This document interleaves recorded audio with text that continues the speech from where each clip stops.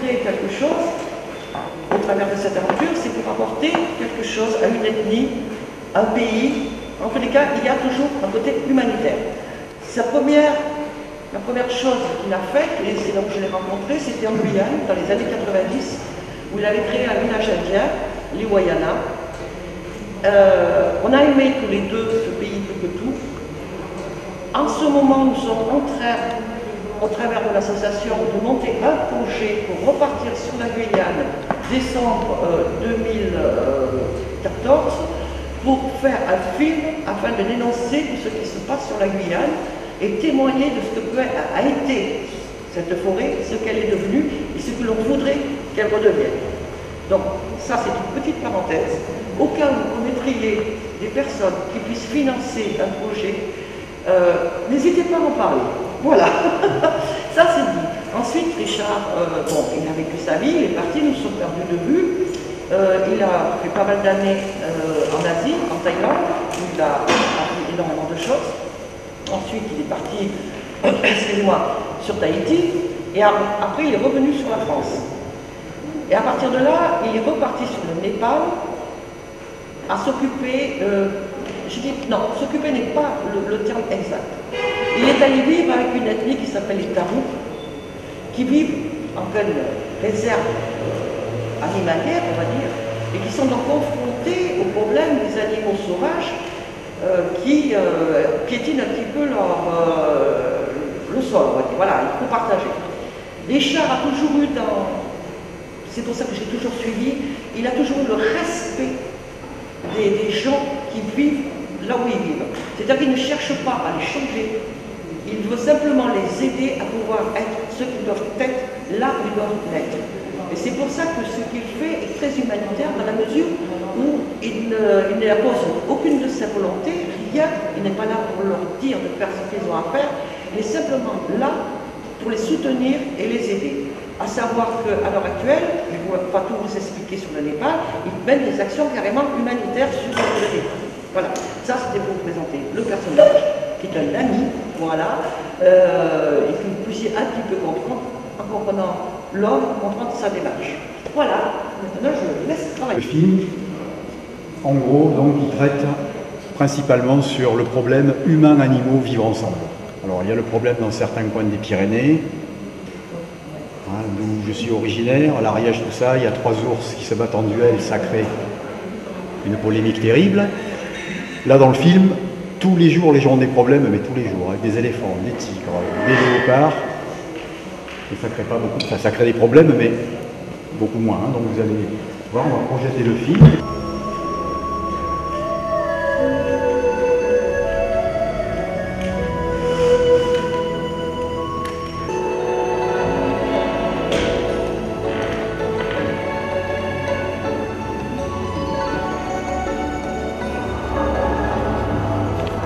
Très particulier, au trafic très dense, avec par endroits des rues très étroites, dénuées de trottoirs et de feux de signalisation. Quand vous marchez dans la ville de Katmandou, tous vos sens s'éveillent comme par enchantement, tout comme ceux des chauffeurs en tout genre, qu'ils soient en vélo, à moto ou en voiture. La spiritualité, associée à un artisanat très riche, est omniprésente dans les rues de Katmandou, comme d'ailleurs dans l'ensemble du Népal.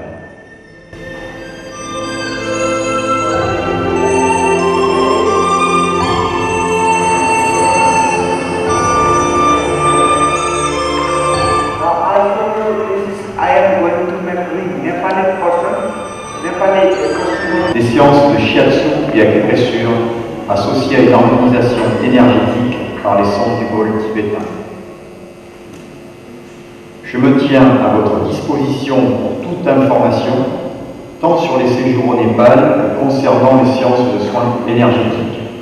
Mais je tiens tout particulièrement à vous remercier au nom de tous les Tarouk vivant en lisière du Parc national de Bardial pour votre soutien. Ils ont besoin de nous, et nous avons besoin d'eux et de leur forêt pour respirer. Ne faisons-nous pas partie de la même planète? C'était ça l'histoire. Donc je voudrais pallier à ce manque qui vous avez vu. Voilà. De mettre dans le panier, c'est Stéphane qui m'a dit ça, il dit, toi, quand tu parles du panier, c'est une tradition du Sud. Ce que vous mettez dans le servira, vous l'avez bien compris, à aider cette ethnie Taroum, surtout les enfants, pour qu'ils puissent aller à l'école notamment, et aussi aider Richard à leur permettre d'avoir du grillage, du fil électrique, et tout ce qu'il leur faut pour pouvoir se protéger. Voilà. Il y a là-bas, en sachant que, malgré le fait qu'il y a de nombreux dégâts, de nombreuses attaques, hein, il y a, je veux dire, les éléphants tuent les gens, plus les tigres, hein, c'est les éléphants principalement, qui créent des dégâts.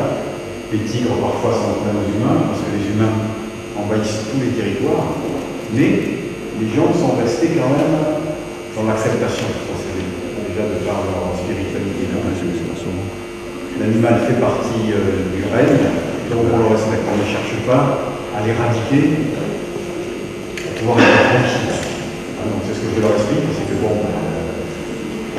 nous en France, hein, on a éradiqué certains animaux pour être tranquille. Alors maintenant, on s'aperçoit que ça fait quand même un déséquilibre, on va introduire certaines espèces, mais eux sont quand même conscients malgré tout de ça. Ceci dit, ils ont beaucoup de problèmes, énormément de mal à tenir leur culture. Un éléphant mange 100 kg par jour. Quand il va dans une culture, en une nuit, il peut mettre à mal 5-6 mois de travail, un seul éléphant.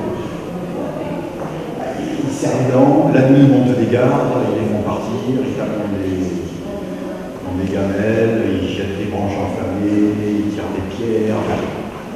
À 95%, ils n'empoisonnent pas, ils ne cherchent pas à s'en débarrasser. Parce que pour eux, se débarrasser de l'éléphant, c'est déjà un échec dans leur vie d'homme. Donc ils essayent sur ça. Après, là-bas, on a confronté le tigre est braconné, un tigre mort rapporte à peu près 50 000 $ sur le marché chinois à Pékin. Des moustaches, des dents, une griffe, des ongles, en pièces détachées, un tigre à 50 000 $. Donc ça a suscité des vocations de braconniers. L'armée a fait un énorme travail soutenu par le WWF, c'est eux qui s'occupent des braconniers.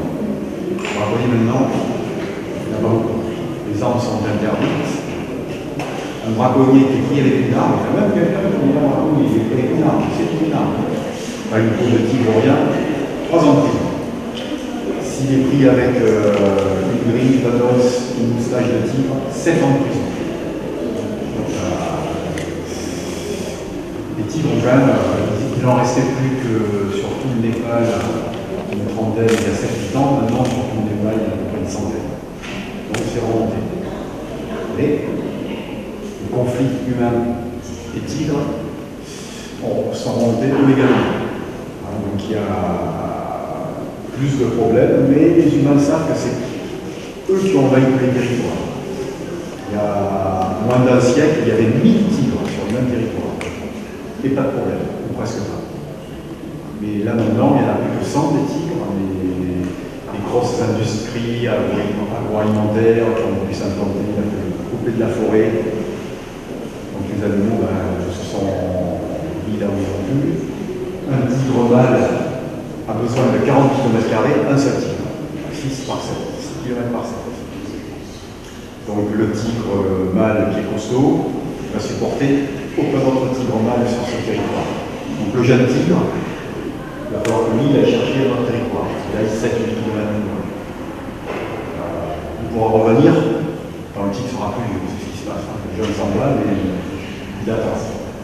Puis si le territoire où il a été chassé est bon, quand le tigre sera vieux, c'est lui qui chasse. En fait, un DVD avec 15 €, on répare une maison complète qui a été cassée. Enfin, on répare, il répare. Parce qu'avec 20 €, on fait beaucoup de choses. Un voyage, une aventure, mais sa présence va apporter quelque chose. Tu en as parlé du lodge de... Oui, alors en fait, oui, les voyages, il y a 2 voyages par an. Voilà. C'est ce qu'on appelle le voyage intelligent. C'est-à-dire qu'on a peut-être dépassé le stade du voyage juste pour la bronzette.